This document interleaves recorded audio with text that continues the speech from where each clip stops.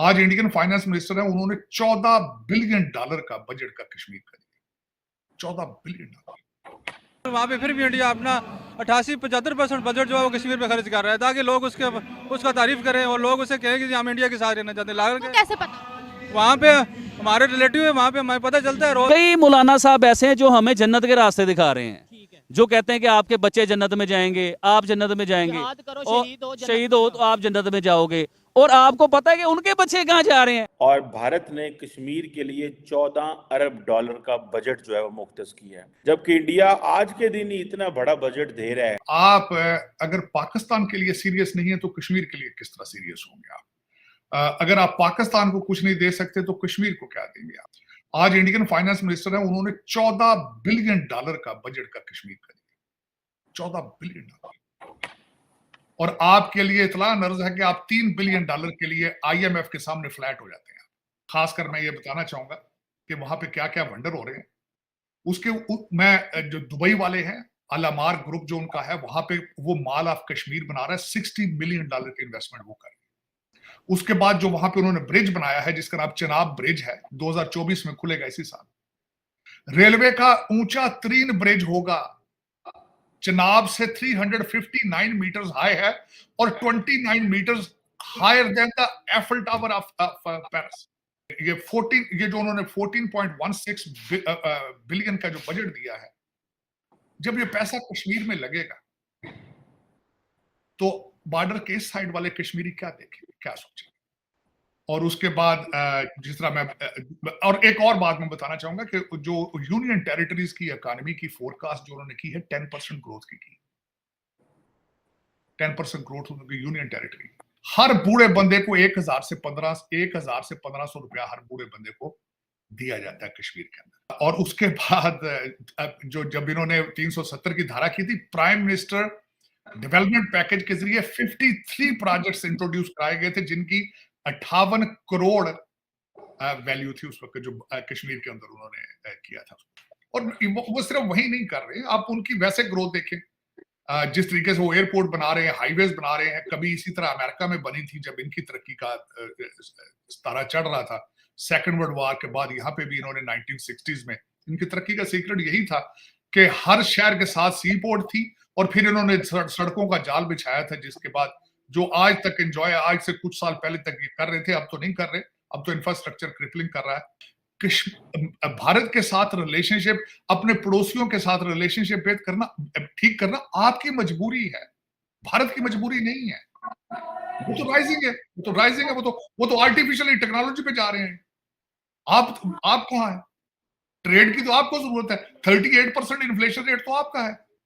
और मैं अफसोसनाक बात है कि कश्मीर का अगर बजट 14.16 बिलियन है और आप 3 बिलियन के लिए आप देखें तो सही ना, क्या क्या उल्टी कलाबाजियां लगाते हैं आप IMF के सामने। सोचने वाली बात। इंडिया अपना 88-75% बजट जो है वो कश्मीर पे खर्च कर रहा है, ताकि लोग उसका तारीफ करें और लोग उसे कहें कि हम इंडिया के साथ रहना चाहते हैं। कैसे पता?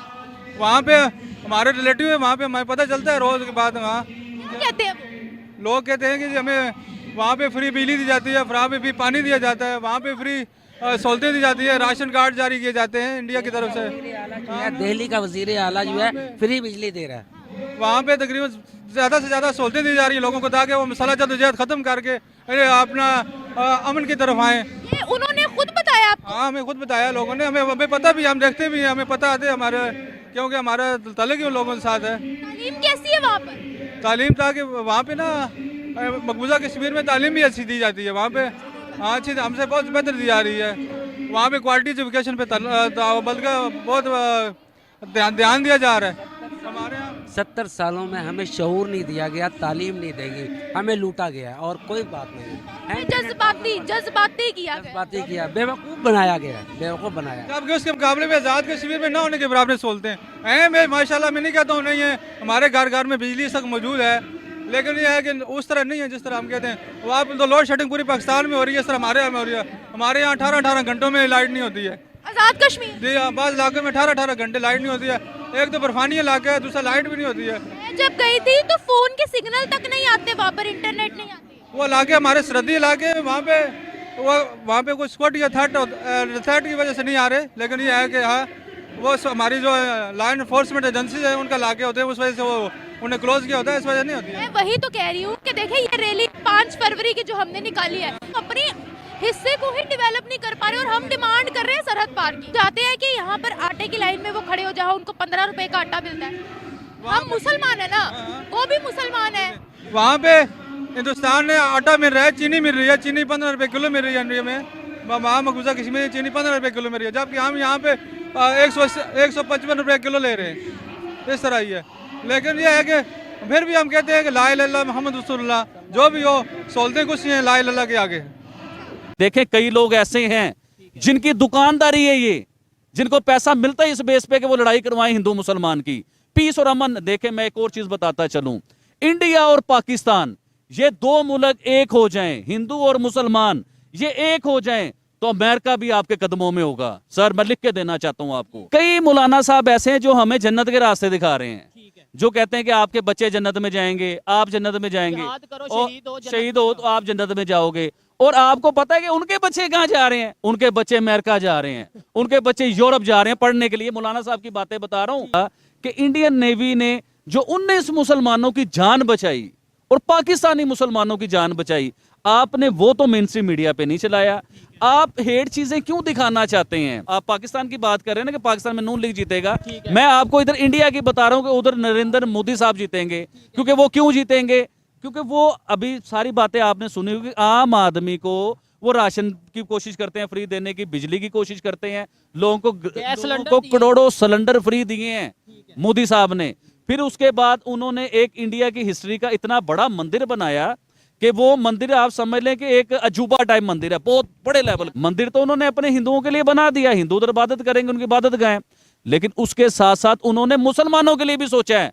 मुसलमानों के लिए इंडिया की हिस्ट्री की सबसे बड़ी मस्जिद बना रहे हैं, इंडिया की हिस्ट्री की सबसे बड़ी मस्जिद बना रहे हैं। भारत और पाकिस्तान के बीच में आज़ादी से लेकर अब तक जो सबसे बड़ा फ्रिक्शन पॉइंट रहा है वो है कश्मीर, और कश्मीर पाकिस्तान की फॉरेन पॉलिसी का पिवट पॉइंट है। विदाउट कश्मीर पाकिस्तान की foreign policy null and void हो जाती है, और इसीलिए पाकिस्तान हमेशा कश्मीर को लेकर पूरी दुनिया भर में ये बोलता फिरता है कि कश्मीर के अंदर बहुत ज़्यादा जुल्म किया जा रहा है इंडियन गवर्नमेंट और इंडियन आर्मी द्वारा, और कश्मीर में इंसर्जेंसी की प्रॉब्लम है। जबकि असल में ये सारी प्रॉब्लम क्रिएट करता है पाकिस्तान और पाकिस्तान की आईएसआई। इसके बावजूद इंडियन आर्मी ने कश्मीर के अंदर पिछले कुछ सालों से बहुत ही अच्छी तरह से लॉ एंड ऑर्डर को मेंटेन करके रखा है।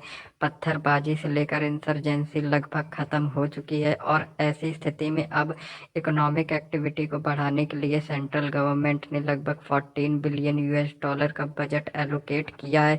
इतना बड़ा बजट आने के बाद कश्मीर के अंदर इकोनॉमिक एक्टिविटीज़ बहुत ही ज़्यादा बढ़ जाएंगी, और जिस जगह भी इकोनॉमिक एक्टिविटीज़ होती हैं वहाँ पर आतंकवाद और लॉ एंड ऑर्डर जैसी सिचुएशन नहीं खड़ी होती। और इसी को लेकर पाकिस्तान नर्वस हो गया है। पाकिस्तान को पता है कि अगर कश्मीर में बहुत ज़्यादा डेवलपमेंट हो जाता है तो पाकिस्तान के पास जो कश्मीर है, जिसे हम पाकिस्तान ऑक्यूपाइड कश्मीर कहते हैं, वहाँ के लोग रिबेलियन कर सकते हैं। ऑलरेडी वहाँ की स्थिति काफ़ी ख़राब है। वहाँ के लोग सड़क, बिजली, पानी जैसी बुनियादी चीज़ों के लिए अक्सर प्रोटेस्ट करते दिखाई देते हैं सड़कों पर। और अगर भारतीय कश्मीर में बहुत ज़्यादा डेवलपमेंट हो जाती है तो पाकिस्तान के हाथ से उनका कश्मीर पूरी तरह से निकल जाएगा। इसकी बहुत ही ज़्यादा प्रोबेबिलिटी है।